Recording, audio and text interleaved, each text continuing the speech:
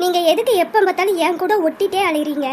என்ன பண்றது பொண்டாட்டி, நீ தான் எங்க இருந்தாலும் காந்த மாதிரி நீ இழுத்துக்கிறியே. இந்த டைலாக்லாம் ஒன்றும் குறைச்சல் இல்ல. சரி, அங்க போய் யார் வீட்டுல இருக்க போற? என்னோட வீட்டுக்கு போவேன். இது என்ன கேள்வி? என் கூட நம்ம வீட்டுக்கே வந்துறேன்டி. நம்ம வீடு அப்படிலாம் ஒன்றும் கிடையவே கிடையாது ஆதி. அது உங்களோட வீடு. எனக்குன்னு தனியாக ஒரு வீடு இருக்கு. அப்பா இருக்காங்க. நான் அங்கே போய் இருந்துப்பேன். நான் வந்தது என் ஃப்ரெண்டோட கல்யாணத்தை பார்க்கறதுக்காக. தயவு செய்து அதில் எந்த பிரச்சனையும் பண்ணிடாதீங்க சொல்லிட்டேன். நான் என்னடி பிரச்சனை பண்ண போறேன்? இல்லை, இந்தியாவா வந்துட்டா அதுக்கப்புறம் நம்ம இங்கேயே இருக்க வச்சுக்கலான்னு மட்டும் நினைக்காதீங்க.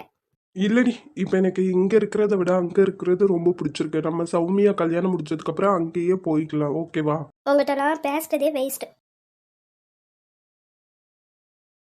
அங்க திரும்பி சிரிக்கிறத இங்க பார்த்து சிரி. இப்போ யார் சிரிச்சா சொல்லுங்க? நீங்கள் என் வாழ்க்கையில் வந்ததுக்கப்புறம் சிரிப்புங்கிறதே எனக்கு போயிட்டு. தயவு செய்து நான் இருக்கிற பக்கம்லாம் வந்துடாதீங்க சொல்லிட்டேன். சீதா எங்க இருக்காங்களோ அங்க தானே பாப்பா ராமரும் இருக்கணும். நீ எங்க இருக்கியோ அதே இடத்துல தான் நானும் இருப்பேன். உங்கள்கிட்டலாம் பேசுறதே வேஸ்ட்.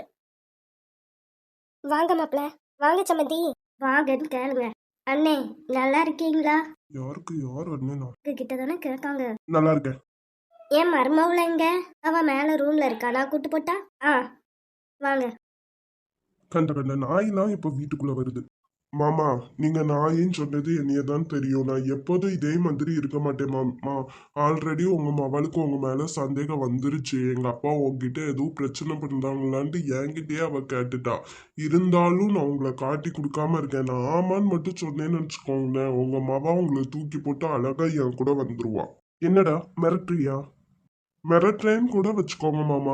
உங்களுக்கு சௌமியா எவ்வளோ முக்கியம்னு எனக்கு தெரியும். சௌமியா முன்னாடி காவியா முன்னாடி நீங்க எப்போதுமே தாழ்ந்து போக விரும்ப மாட்டீங்கன்னு எனக்கு தெரியும். உங்க மகள்களை யாருக்காண்டி விட்டு கொடுக்க மாட்டீங்கன்னு எனக்கு தெரியும். ஆனா சௌமியா நான் என்ன சொல்றேனோ அதை தான் நம்புவா. நீங்க பண்ண கேவலமான வேலையெல்லாம் நான் சொன்னேன்னு வச்சுக்கோங்களேன், வச்சு போன்ட்டு உங்களை விட்டுட்டு என் கூட இப்ப இந்த நிமிஷமே வந்துருவா.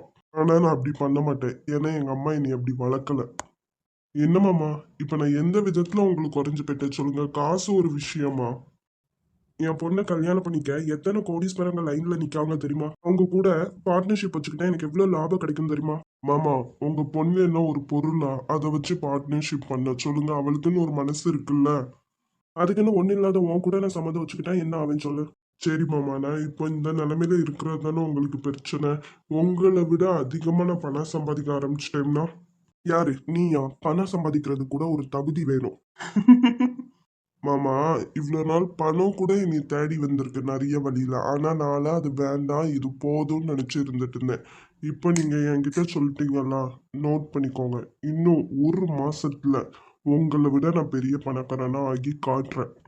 அருணாச்சலோட மருமகன் கிறிஷன் சொல்ற அளவை தாண்டி கிறிஷோட மாமனார் அருணாச்சலம் சொல்ற அளவுக்கு நான் வைக்கிறேன். பார்க்கலாம்.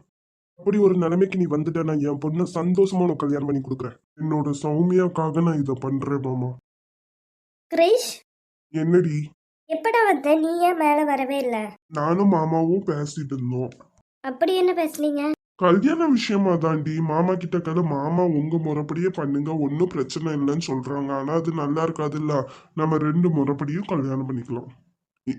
ஆமாப்பா, அவங்க முறைப்படியும் பண்ணிக்கலாம், நம்ம முறைப்படியும் பண்ணிக்கலாம். சரிம்மா, உன் சந்தோஷம் தான் என் சந்தோஷம். செலவு எல்லாமே நாங்களே பாத்துக்கிறோம். அதெல்லாம் நல்லா இருக்காது. என் பொண்ணுக்கு நான் தான் செலவு பண்ணுவேன். என்னோட பொண்டாட்டியா வர போறவங்களுக்கு நான் தான் செலவு பண்ணுவேன். நீங்க ரெண்டு பேருமே பண்ண வேண்டாம், என் கல்யாணத்துக்கு நானே பண்ணிக்கிறேன். அப்படி இல்லாம அப்பாவுக்கு நிறைய ஆசை இருக்கும்ல, உனக்கு இப்பெல்லாம் கல்யாணம் முடிச்சு விடணும்னு சொல்லிட்டு நான் சொல்றேன். மாப்பிள்ளையதாம நீ கல்யாணம் முடிக்கல, என் இஷ்டப்படி செலவாச்சு பண்ண விடுமா. சாப்பாடுல இருந்து எல்லாமே உனக்காக நானே பார்த்து பார்த்து பண்ணணும்னு ஆசைப்படுறேம்மா. சரிப்பா. ஆதியும் தாராவும் ஃபிளைட் ஏறிட்டாங்க. ஆமா, எனக்கும் அவ ஃபோன் போட்டு சொல்லிட்டா. மோனியும் அண்ணாவும் கூப்பிட போறாங்க. ஓ சரிடி. நம்ம கொஞ்ச நேரம் கழிச்சு போய் அவங்க ரெண்டு பேத்தையும் பார்த்துட்டு அப்படியே ஷாப்பிங் பண்ணிட்டு வருவோம். சரிம்மா. மாமா, எனக்கு முக்கியமான மீட்டிங் இருக்கு, நான் கிளம்புறேன். சரி. கண்டிப்பா நான் ஜெயிச்சிருவேன் மாமா. போயிட்டு வரேன் டி, அப்புறமாட்டி கால் பண்றேன். அம்மாவை மட்டும் பத்திரமா வீட்டுக்கு அனுப்பிச்சிரு. ஓகேடா. அப்பா, என்னம்மா? நான் கேட்டா உண்மையே சொல்வீங்களாப்பா? என் குட்டிமா கிட்ட நான் எப்போ போய் சொல்லியிருக்கேன் சொல்லு? உங்களுக்கு உண்மைக்குமே கிறிஷ பிடிச்சிருக்காப்பா? உங்களுக்கும் கிறிஷுக்கும் இடையில எந்த பிரச்சனையும் இல்லைல்ல? ஏமா, அவங்க எதுவும் சொன்னாங்களா? இல்லப்பா, ரெண்டு பேரும் எப்போ பார்த்தாலும் தனியாக பேசிட்டு இருக்கீங்க. நான் தூரத்துலேருந்து பார்க்கும்போது ரெண்டு பேரும் கோவமாக பேசுன மாதிரி இருக்கு. நான் பக்கத்தில் வந்துட்டேன்னா வேற ஏதோ டாபிக் பேசுறீங்க. இல்லம்மா, உனக்கு பிடிச்சிருக்குல்ல, அப்போ அப்பாவுக்கும் பிடிக்கும். அவன் ரொம்ப நல்லவன்பா.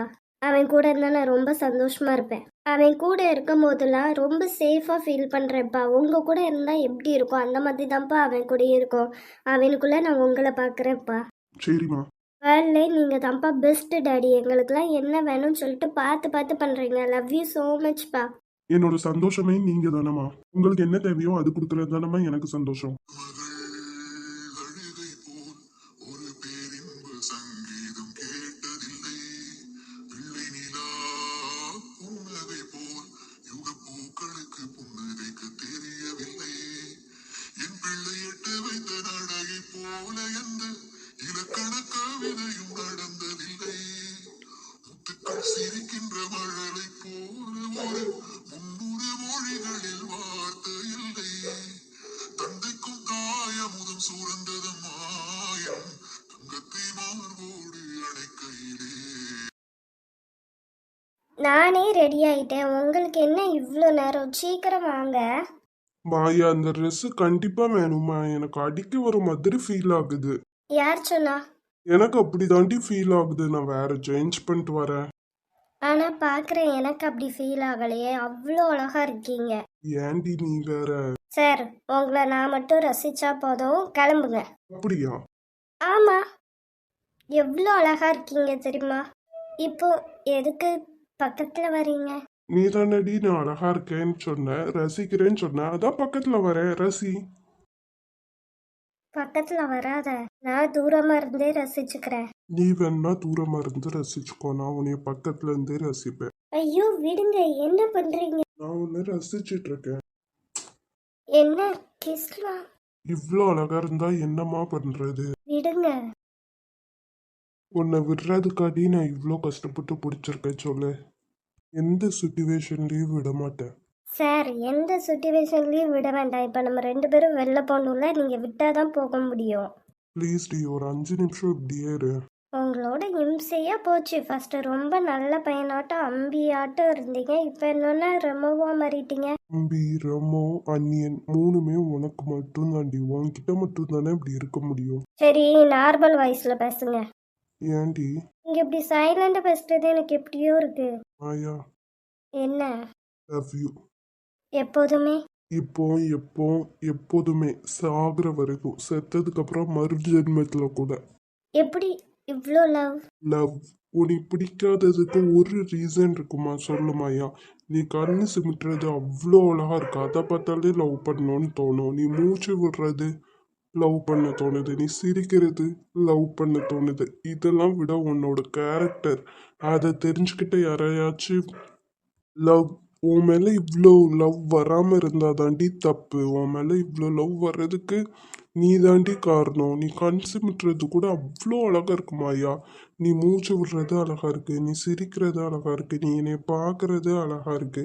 ஏன் இப்போ என் கையை பிடிச்சிட்டு இருக்கல, அது கூட அழகா இருக்கு. இதெல்லாம் விட உன்னோட கேரக்டர் பொக்கிஷன்டி. உன் மேலே எப்படி லவ் இல்லாமல் இருக்கும் சொல்லு?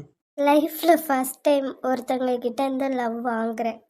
எப்போதுமே மற்றவங்களுக்கு லவ் கொடுத்ததா பழக்கம். லவ் வாங்குறதும் அழகாக தான் இருக்கு. நீ எனக்கு லவ் கொடுக்கறது கொடுக்காதது உன்னோட இஷ்டம்டி. ஆனால் நம்ம 2 பேத்துக்கும் சேர்த்து நானே லவ் பண்ணுவேன். எப்போதுமா? நம்மளுக்கு 100 பிள்ளைங்க வந்தா கூட. அந்த நார்மலாகவே சொல்லலாம். சரிடி, நம்மளுக்கு 100 பிள்ளைங்க வந்தா கூட உன் மேலே லவ் இப்படியே தான் இருக்கும். உனக்கு நீ பிடிச்சிருக்கா? பிடிச்சிருக்கு. லவ் இருக்குன்னு பொய் சொல்ல மாட்டேன். தெரில. லவ் கண்டிப்பாக உனக்கு என் மேலே வரும். அப்படி வரலனாலும் நீ யாரையாச்சும் ஒருத்தவங்களை கல்யாணம் பண்ணிக்க தானே போற. அது என்ன பண்ணிக்கோ. லைஃப் லாங் நான் உன்னைய லவ் பண்ணிக்கிட்டே இருக்கேன்.